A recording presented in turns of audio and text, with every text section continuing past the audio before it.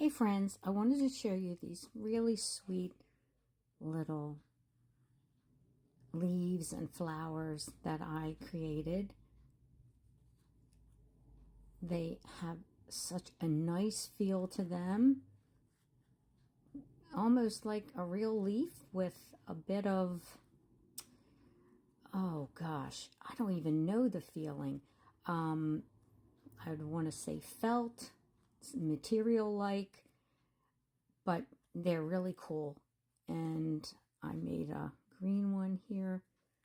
And if you can see the up close there, you can see all these great lines in it like a real leaf. I don't know what my camera's doing there, but you can see that. It has a 3D look to it. Again, the camera's messing up. The color is vibrant. I have some little flowers here.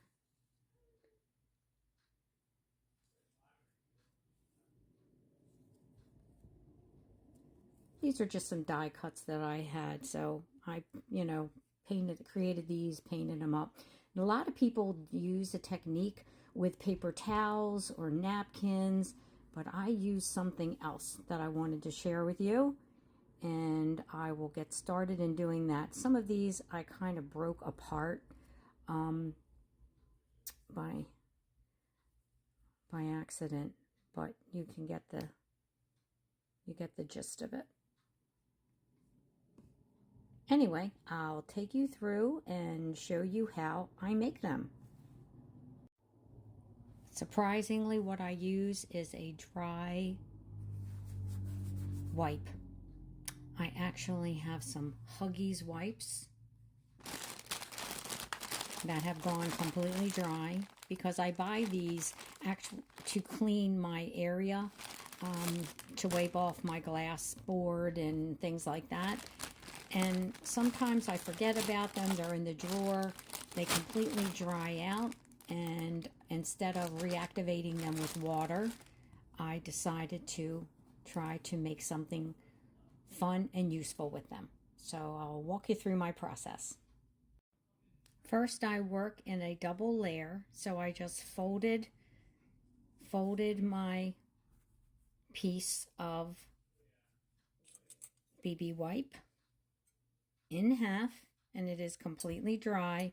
And I'm going to put these two little leaves on there, and I'm going to arrange them and get ready to die cut them. I use a Cuttlebug die cutter, and before I put my wipe onto the plates and lay the dies on top, I do spritz it a few times with some water, just light spritzes, because it's going to help the layers to adhere together and compress very nicely when they go through the die cutter. And then I put my dies on there, and I'm going to feed it through my Cuttlebug, creating the perfect sandwich with the different plates that I have. So for me, it's the A plate, a B plate, and a C plate. And sometimes, depending on the dies I'm using, I may have to put a little piece of cardboard shim in there. As you can see, they cut very nicely. I don't leave much waste so that I can conserve the wipe and use them for many die cuts. Now here's the fun part. You can be as creative as you like. You can paint them any way you like, but I use watercolor paints. The water in there also helps for all the layers to adhere together nicely. It gives it that really nice feel in the end when they dry. So I spritz down my watercolor. The watercolors that I'm going to use in this case will do this one. So I'll use the green one here for the leaves. And I just go in and I just do some painting. And I'll use different shades of green to give it a more authentic look. I also go in and paint the reverse sides. Another tip is to keep the water flowing as you're painting. I also have one of these water brushes. I don't know exactly what they're called, but they have a water reservoir in there and the brush tip so I can squirt water on there if I think I need it. I'll set that one aside and work on an orangey fall leaf. I just spritz my watercolors right in the container. They're all painted, and I'm going to give them a quick dry with my little dryer here, and it will bring out the texture in them. It will also give that really nice feel, and they'll be dry and ready to use. So I will be back when they're done drying. As you can see, it also alters the color a little bit, some lighter and darker areas, which I find really neat. It pays to dry them thoroughly, because while you're drying them, it's something about the way you paint them. If you use different colors, that the dryer will start to, as they're drying, they'll start to pick up darker and lighter colors, which I think is just so fascinating.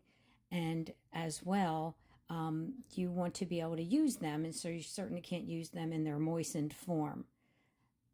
And just look at, I don't want to fool with the leaves too much, because I had to hold it down with a skewer because they will fly away while you're trying to dry them, and it weakened the stem a little bit. So now I know that. But look at this. Look at this leaf. Isn't that incredible? I think, anyway. And it has a total 3D texture, and just listen to it. You can hear that it has a really incredible feel to it. It's kind of weighty and at the same time light.